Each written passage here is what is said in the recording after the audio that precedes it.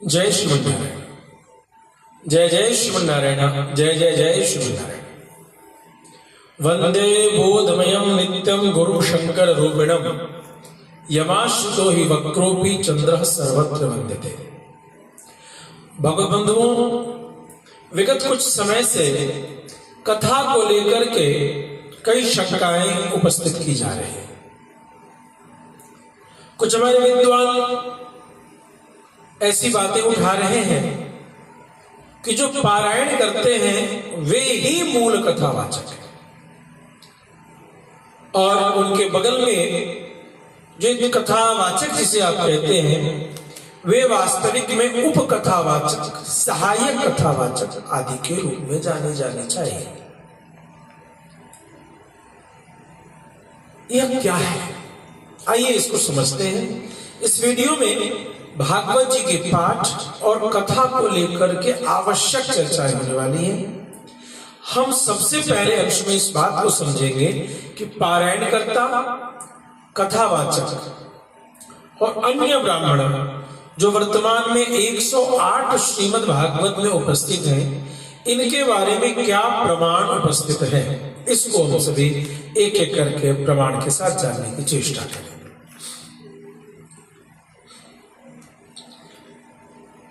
भागवत जी में महात्म्य के 6ठे अध्याय में श्रीमद् भागवत के पारायण की कथा की विधि बताई।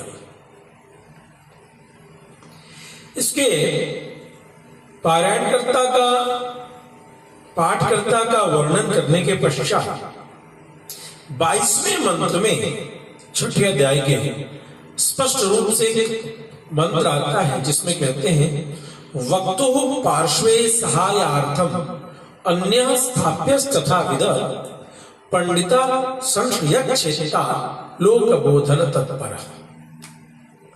अर्थात जो पारायण करता है, जिसे आप मूल पाठक कहते हैं, वह प्रथम स्तर के कथावाचक हैं और दूसरे उनके सहायक के रूप में लोकबोधन तत्पर, लोक कल्याण के लिए जनमानस के भीतर में धर्म की जागृति हो, इस उद्देश्य के साथ जो प्रवचन करने का सामर्थ्य रखते हैं उनको दूसरे नंबर का कथावाचक बताया, सहायक कथावाचक बताया, उप कथावाचक बताया, उपव्यास बताया। इस प्रकार से वर्णन आता है। अब यहां पर यह बहुत ही सुंदर प्रश्न है भगत बंधुओं। यह प्रश्न इतना सुंदर है कि वर्तमान में यह विवाद कई बार देखने को मिलता है और कुछ हमारे महानुभाव ऐसे विद्वान हैं, मैं नाम लेना नहीं चाहूंगा व्यक्तिगत आक्षेप के भाव से, बोले उनका संदेश है कि प्रधानता मूल पारायणकर्ता को ही मिलना चाहिए और दूसरे नंबर पे कथावाचक होने चाहिए। तो महात्मा तो यही कहता है, लेकिन इस जगह पर फिर एक और बात आती है कि जो हमारे 108 ब्राह्मण 108 यजमानों के लिए बैठते हैं वे भी पारायण करते हैं और कई बार वे यदि पारायण नहीं कर पाते हैं या किसी कारण से उनके में कुछ त्रुटियां रह जाती हैं या उसकी पात्रता नहीं रखते हैं, तो उनको कई बार अपमानित भी व्यवस्था मंडली के द्वारा की जाती है। ऐसे ब्राह्मण जो किसी कारण से अयोग्य सिद्ध होते हैं, वो 108 ब्राह्मणों के अंतर्गत में, उनका अपमान, उनका तिरस्कार कितना श्रेष्ठ है। तो तत्संबंधित एक अध्याय पूर्व का एक प्रमाण देना चाहूंगा। धुंधुकारी और गोकर्ण के प्रसंग में जब गोकर्ण जी कथा सुना रहे हैं तो धुंधुकारी बांस में बैठे हैं और उनके बदले में वैष्णवम ब्राह्मणम मुख्यम श्रोतारम परिकल्प्य सह प्रथम स्कंददा स्पष्टम आख्यानम देनुजो अकरोत्। अर्थात एक वैष्णव ब्राह्मण को श्रोता के रूप में बिठाया गया, चूंकि धुंधुकारी दुपास में थे, उनके प्रतीक रूप में यह ठीक वैसी घटना घटी कि जैसे पितरों के उद्धार के लिए हम क्या करते हैं, पितृपक्ष में या श्राद्ध आदि के अवसर पर ब्राह्मणों को बिठाते हैं, उनको भोजन कराते हैं, उनको इस प्रकार से भोजन कराते हैं जैसे दादा परदादा को भोजन करा रहे, उसी भाव से। और शास्त्रों की ऐसी मंत्रणा आई है कि पितरों के प्रतिनिधि बनकर के जो ब्राह्मण भोजन करते हैं वह पितर उससे तृप्त होते हैं।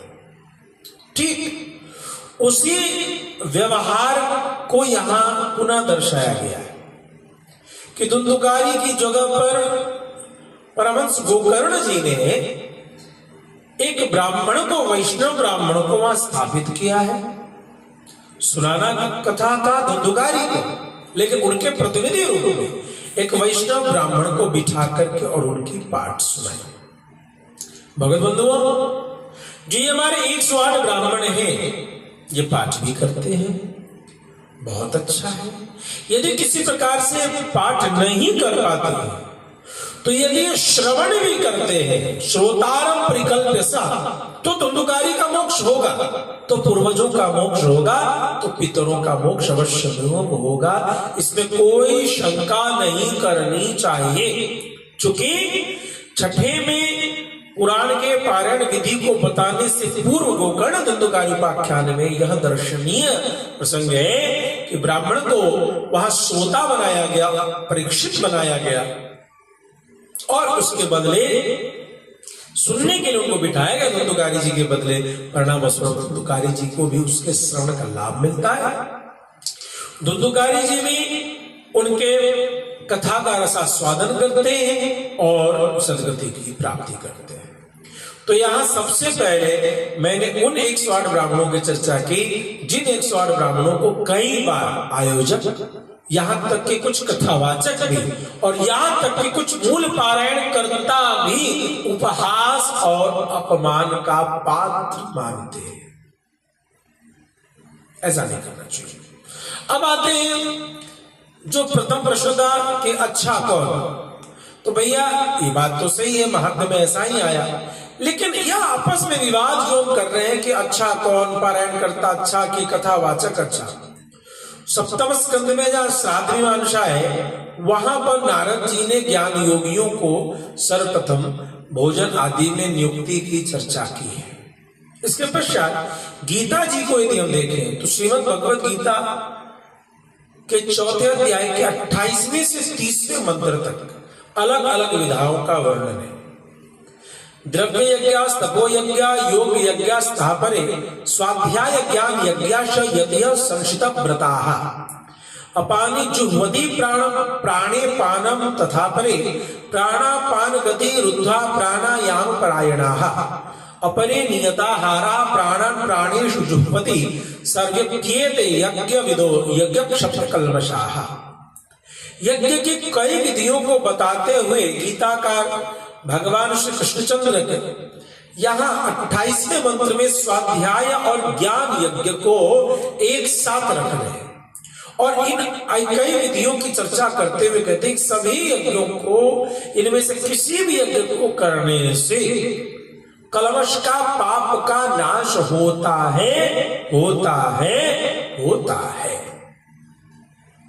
अर्थात स्वाध्याय यानी पारायण करता हूं, ज्ञान यज्ञ अर्थात प्रवचन करता हूं, इन दोनों विधि से जीव का उद्धार होता है, इसमें कोई शंका नहीं करनी चाहिए।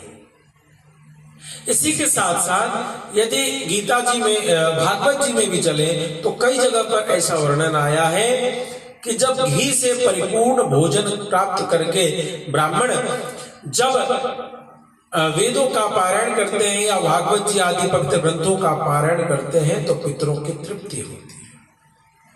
तो इस जगह पर को बड़ी छोट कहता पर आदु कि पारायण करता श्रेयस्कर है कि प्रवचन करता श्रेयस्कर है, इसमें विवाद नहीं करें, सभी महानुभावों से निवेदन है। हाँ, जनमानस की भीड़, जनमानस का संपूर्ण सहयोग कथावाचकों को प्राप्त होता है, आवश्यक विषय है। अब यहाँ कथावाचक ईमानदारी से उनका ये मौलिक कर्तव्य बनता है कि शास्त्र की रक्षा करने के लिए मूल पारायणकर्ता का उचित सम्मान कथावाचक स्वयं करें। जैसे या कुछ कथावाचकों में दर्शनीय है। जैसे अनिरुद्धाचार्य जी महाराज, गौरी गोपाल आश्रम आप सभी जानते हैं, उन्होंने बहुत सुंदर एक आदर्श प्रस्तुत किया। यद्यपि वे कथावाचक है, व्यास गद्दी को सुशोभित करते हैं, सेवा आदि धर्म का प्रचार करते हैं, लेकिन प्रतिदिन ब्राह्मणों के चरण प्रक्षालन करना, जो पाठक है उनका सम्मान करना, इस आदर्श के द्वारा उन्होंने प्रस्तुत किया है कि पारायणकर्ता और व्यासपीठ दोनों समकक्ष है। जब व्यासपीठ कथावाचक के रूप में महाराज श्री बैठते हैं तो जो पाठक ब्राह्मण है वो उनका सम्मान करते हैं, वो उनका तिलक करते हैं, वो उनका माल्यार्पण करवाते हैं, सम्मान करते हैं। और जब पाठक के रूप में ब्राह्मण बैठते हैं तो व्यासपीठ को सुशोभित करने वाले महाराज श्री उन सभी ब्राह्मणों का चरण ध्वन करते हैं, चरणामृत पीते हैं और मार्जन करके अपने आप को धन्य धन्य अनुभूति करते हैं। तो यह एक सुंदर सा आदर्श है और ऐसा ही अन्य सभी कथावाचकों को भी करना चाहिए। जनमानस की उमंग में, उत्साह में पारायणकर्ता, पाठक या अन्य जो हमारे 108 में ब्राह्मण बैठे हैं, उन ब्राह्मणों के प्रति, जिन्हें आप पाठक के रूप में भी कह सकते हैं या पितरों के प्रतिनिधि होकर के श्रोता के रूप में भी कह सकते हैं, उनके प्रति एक अवहेलना की दृष्टि या न्यूनता की दृष्टि न तो कथावाचक में होनी चाहिए और न मूल पारायणकर्ता में होना चाहिए, जो इन सभी 108 का नेतृत्व करते हैं। प्रधान पाठक भी कई बार न्यूनता और उच्चता की दृष्टि से, भेद की दृष्टि से ब्राह्मणों को देखते हैं। तो भैया मैं आपसे कहूंगा कि तुलसी का दल छोटा बड़ा सबका सम्मान करें। एक और छोटी सी चर्चा आती है, कुछ कथावाचक व्यासपीठ का दोहन कर रहे हैं, दोहन शोषण कर रहे हैं। तो मेरे बंधुओं ने कहा कि गुरुजी ये व्यासपीठ पर इन व्यासों के लिए क्या कहेंगे? तो मैं यहां एक चीज, एक सत्य कहना चाहूंगा। अब हम वीडियो के दूसरे अंश में आ गए कि जो व्यासपीठ का उपयोग सनातन धर्म से इतर विषयों के लिए करते हैं, वर्णाश्रम व्यवस्था के विरोध में करते हैं, उनके लिए क्या है? तो इस जगह पर श्रीमद् भागवत जी के ही 7वें स्कंद के 15वें अध्याय का 14वां मंत्र द्रष्टव्य है कि वह प्रिय, वह व्यासपीठ नहीं है, वह आभास पीठ है। व्यासपीठ कह करके आप शब्दों के, शब्दकोश की अल्पज्ञता का बोधन कर रहे हैं। ये आभास पीठ है। आभास पीठ के लक्षण क्या है? यस्त्विच्छया कृता पुंभीराभासो या श्रमा पृथक स्वभावितो धर्म कस्य निष्ठा प्रशांति। स्वभाव से धर्म पर चलना, वर्णाश्रम पर चलने वाले को शांति क्यों नहीं मिलेगी? अर्थात जो धर्म की व्याख्या करते हैं वो तो व्यासपीठ है, लेकिन इसके पूर्वार्ध में जो चर्चा है कि जो अपनी इच्छा से, अपने मन से जो कुछ मन करता है वो उस वर्ण की व्यवस्था की चर्चा कर देते हैं, आश्रम के ऊपर टिप्पणी कर देते हैं अपने मन से। तो जो ऐसे बोलने वाले हैं वह आभासो या समात पृथक वर्णाश्रम व्यवस्था का त्याग करने वाले सभी प्रवचनकर्ता को व्यासपीठ के रूप से उद्बोधन करना ही शब्दकोश की अल्पज्ञता है। उस जगह पर आभास पीठ ही उचित है। आभास पीठ का तात्पर्य ही यही है कि वर्णाश्रम व्यवस्था से परे हट करके प्रवचन करना और लोगों को अपनी भीड़ को अपनी ओर आकर्षित करना, उसके लिए आभास पीठ का ही शब्द प्रयोग करना चाहिए। व्यासपीठ उसके लिए उपयुक्त नहीं है। ठीक है, तो कभी भी आभास पीठ पर बैठे हुए लोगों के जो शंकाएं हैं उसकी जिम्मेदारी व्यासपीठ नहीं लेती है।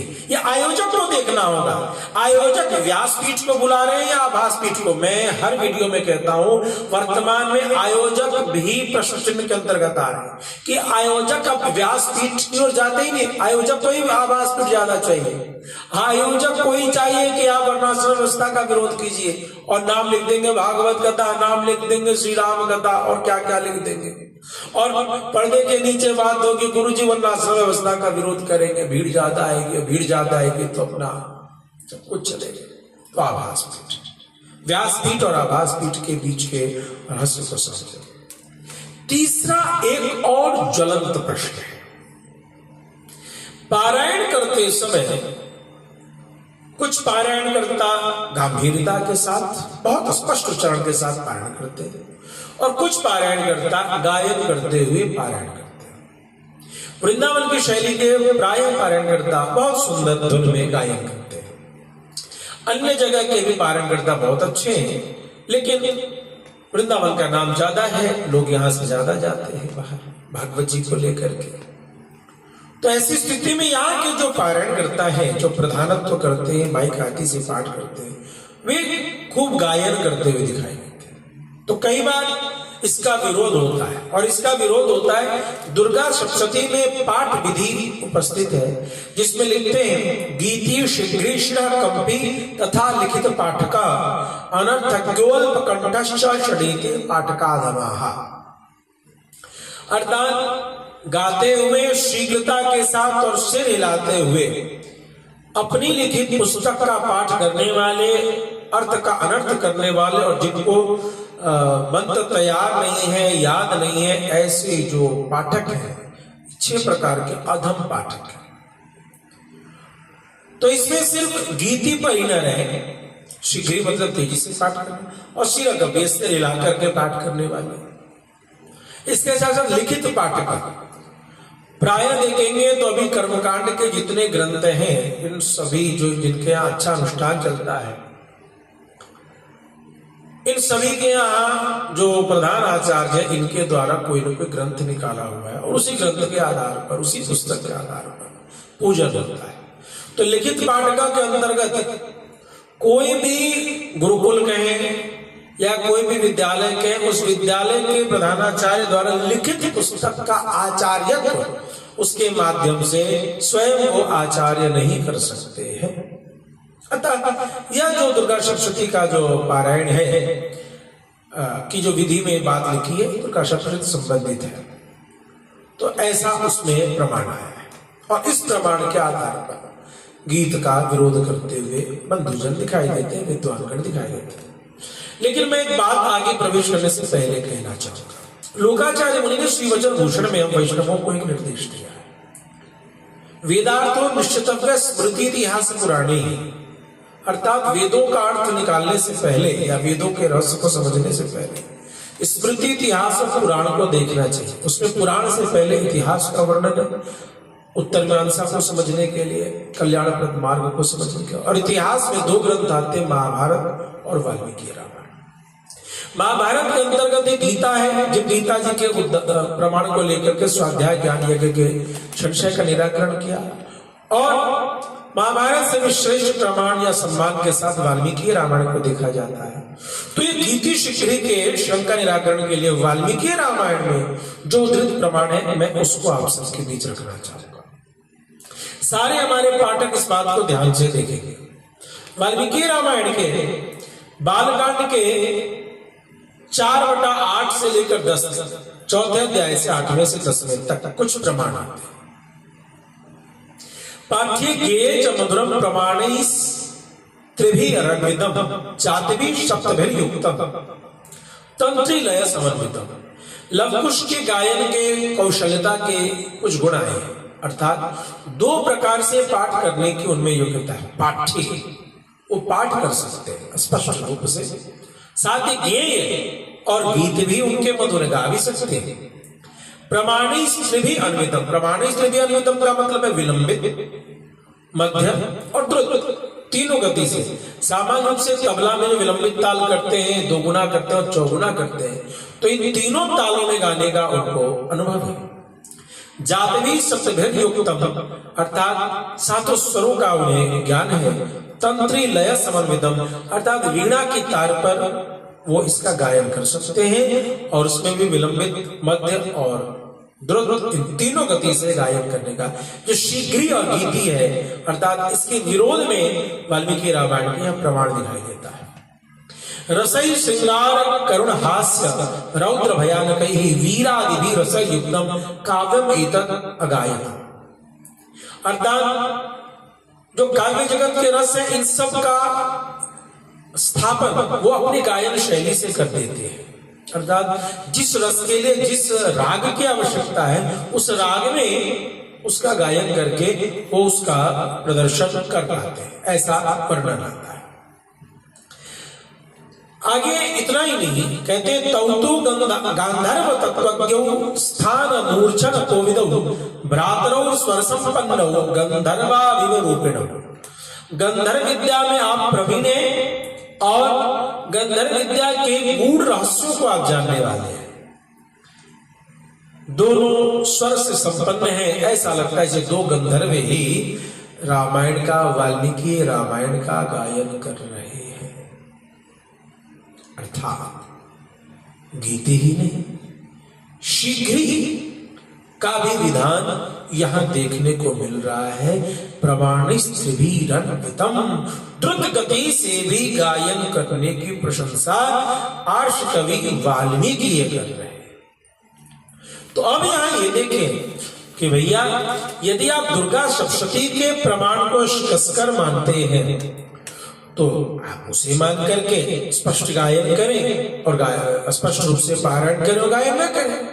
लेकिन वाल्मीकि रामायण के प्रमाण को मान करके राग रागिनी में गायन करने वाले विद्वानों का विरोध इस प्रकार से आपका करना या श्रेयस्कर नहीं लगता है, क्योंकि वाल्मीकि रामायण स्पष्ट रूप से राग रागिनी में गायन करने का अधिकार देता है। हाँ, सुर और ताल में आबद्ध होना चाहिए, ताल भंग न हो, राग रागिनी का सम्मान हो, अर्थात गंधर्व विद्या का सम्मान करते हुए, उसके सूत्रों का सम्मान करते हुए यदि कथा का गायन किया जाए, रामायण का गायन किया जाए, पुराणों का गायन किया जाए, तो इसमें वाल्मीकि मुनि की पूरी आज्ञा है।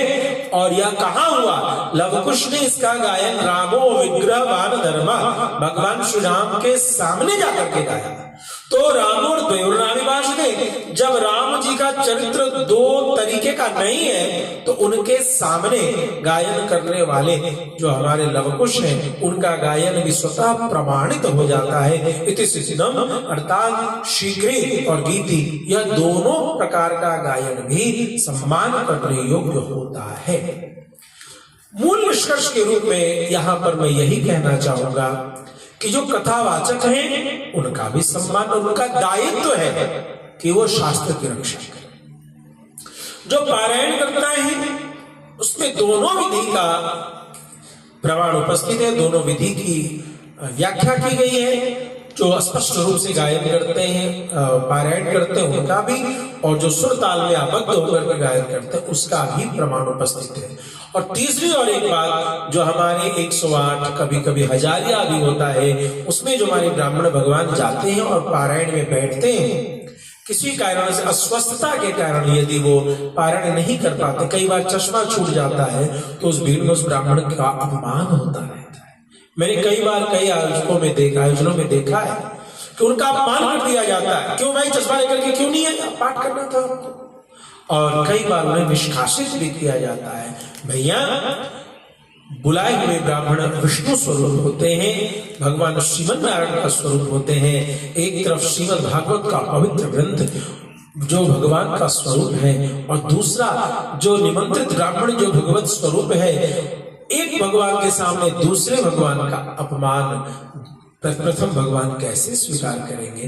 तो ऐसा सभी आयोजकों से भैया मैं निवेदन करूंगा कि आप ब्राह्मणों को बुलाने से पहले जितना आपको जानकारी लेना हो ले लीजिए, और जब ब्राह्मण निमंत्रित हो जाए तो फिर वो श्रवण भी अच्छे से कर रहे हैं तो आपके पितरों का उद्धार होगा। यथा धुंधुकारी के लिए के उद्धार के लिए एक वैष्णव ब्राह्मण को स्थान पर बिठाया गया और धुंधुकारी का परिणाम स्वरूप उद्धार हुआ। मैं आशा करता हूं हमारे सभी नए छात्रों का, हमारे सभी आयोजकों के हृदय में बहुत सारी शंकाएं थी, जिन शंकाओं का निराकरण इस वीडियो से जरूर हो गया होगा। भगवत बंधुओं, इस वीडियो को आप शेयर जरूर कर दीजिएगा। चलते चलते एक और चर्चा, अधिक मास के अवसर पर 26 मई से 1 जून तक श्रीमद् भागवत के मूल पारायण का आयोजन वृंदावन धाम में विद्वान ब्राह्मणों के द्वारा कराया जाएगा। और साथ ही साथ 84 कोस की यात्रा का भी आयोजन है। जो भी कोई बंधु आप भाग लेना चाहते हैं, आप जरूर जरूर जरूर शीघ्र संपर्क कीजिए। समय कब है? अधिक मास में भीड़ आने के कारण आपको रहने में, उठने बैठने में दिक्कत न हो जाए, आपके लिए समुचित व्यवस्था की जा सके, इसीलिए शीघ्रता कह रहा हूं। आप तुरंत संपर्क करें और अपने सीट को सुरक्षित करें। पुनः मिलते हैं किसी आवश्यक वीडियो के साथ। तब तक के लिए धन्यवाद। जय श्री नारायण।